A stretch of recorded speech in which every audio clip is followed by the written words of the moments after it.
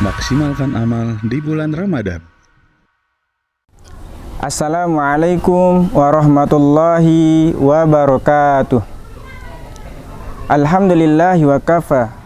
Wassalatu wassalamu ala nabiyil mustafa Muhammad bin Abdillah wa ala alihi wa ashabih wa maniktafa amma ba'd. Segala puji bagi Allah Jalla Jalaluh, yang karena nikmatnya kebaikan-kebaikan menjadi sempurna, yang karena rahmatnya niat-niat baik hamba dapat terlaksana.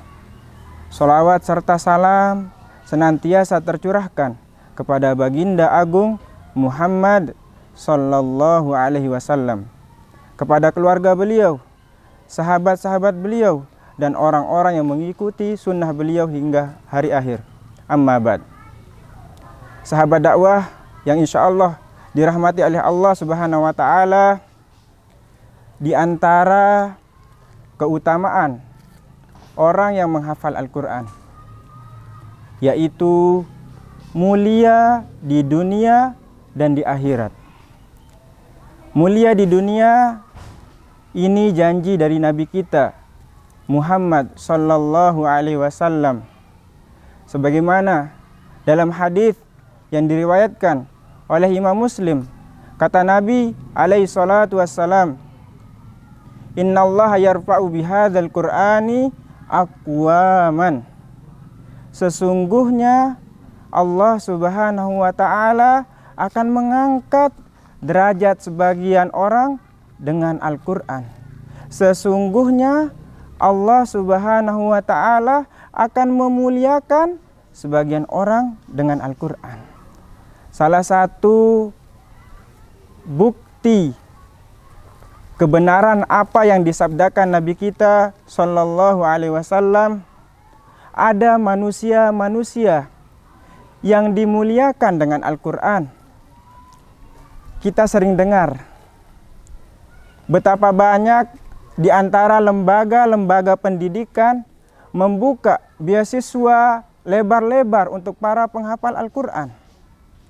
Selain itu, kita juga sering temukan ketika hendak ingin melamar suatu pekerjaan, yang paling diutamakan adalah orang yang memiliki hafalan Al-Quran. Ini adalah bentuk kemuliaan orang yang menghafal Al-Quran di dunia. Adapun kemuliaan di akhirat, sebagaimana hadis yang diriwayatkan oleh Imam Muslim, kata Nabi sallallahu alaihi wasallam, Iqra'ul Qur'ana fa innahu ya'ti yaumal qiyamati syafi'an li ashabihi. Bacalah Al-Quran, karena Al-Quran itu akan menjadi syafaat di hari kiamat bagi orang yang rajin membacanya. Bagi orang yang rajin membacanya. Salah satu bentuk syafaatnya adalah ketika kita nanti dikumpulkan di padang mahsyar. Ketika Allah Subhanahu wa Ta'ala menurunkan matahari yang jaraknya hanya beberapa jengkal di atas kepala kita. Keringat masing-masing kita pada saat itu deras. Bahkan ada yang tenggelam dengan keringatnya sendiri. Ahibbati fillah, di antara manusia yang mendapatkan naungan pada hari kiamat, tidak merasa kepanasan, adalah orang-orang yang rajin membaca Al-Quran. Itu baru di padang mahsyar. Nanti di surga, kata Nabi sallallahu alaihi wasallam dalam sebuah hadis, Nabi bersabda, yuqalu li sahibil Qur'an, dikatakan kepada ahlu Qur'an, Iqra, bacalah, warqa, naiklah terus derajatmu, warattil, kama turattilu fid dunya, bacalah dengan tartil, dengan perlahan-lahan sebagaimana engkau membaca dengan tartil ketika hidup di dunia. Fa inna manzilataka inda akhiri ayatin taqra'uha, maka sungguh keberadaanmu di surga tergantung sebanyak apa ayat yang kamu baca.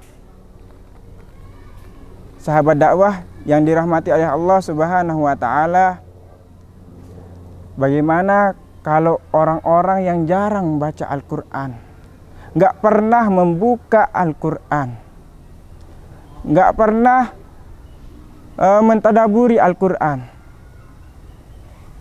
apa yang akan terjadi? Wallahu a'lam. Hanya Allah Subhanahu wa taala yang akan tahu. Namun bagi orang-orang yang rajin membaca Al-Qur'an akan mendapatkan syafaat dari Al-Qur'an itu sendiri. Ketika orang dimasukkan ke dalam neraka, yang akan membantu, yang akan menolong dia nanti pada hari kiamat adalah Al-Qur'an itu sendiri, karena telah dibaca ketika di dunia. Adapun keutamaan membaca dan menghafal Al-Qur'an, yaitu sebagaimana tertuang dalam hadis Nabi Shallallahu Alaihi Wasallam. Nabi bersabda, man qara'a harfan min kitabillah, barang siapa membaca satu huruf dalam kitab Allah, barang siapa membaca satu huruf dalam kitab Allah, falahu bihi hasanah, maka baginya satu kebaikan. Wal hasanatu bi asyri amthaliha, wal hasanatu bi asyri amthaliha, dan kebaikan itu akan dibalas 10 kali semisalnya. La aqulu alif lam harf, aku tidak mengatakan alif lam itu satu huruf, alif lam mim itu satu huruf. Aku tidak mengatakan alif lam mim itu satu huruf. Walakin, akan tetapi, alif satu huruf, lam satu huruf, mim satu huruf. Sahabat dakwah yang insya Allah dirahmati oleh Allah Subhanahu wa taala, dari hadis Nabi ini kita bisa dapat ambil kesimpulan bahwasanya orang yang rajin membaca Al-Qur'an akan mendapatkan kebaikan, ganjaran kebaikan. Satu huruf dibalas 10 kebaikan. Seandainya seorang membaca Bismillahirrahmanirrahim, ada berapa huruf yang dibaca? Kira-kira dari lafaz Bismillahirrahmanirrahim ada 19 huruf. Berarti kebaikan yang didapatkan berapa? Ada 190 kebaikan. Ini sangat mudah, murah biayanya, dan ini adalah cara kita berhubungan dengan siapa? Sang Pencipta. Barakallahu fikum. Assalamualaikum warahmatullahi wabarakatuh.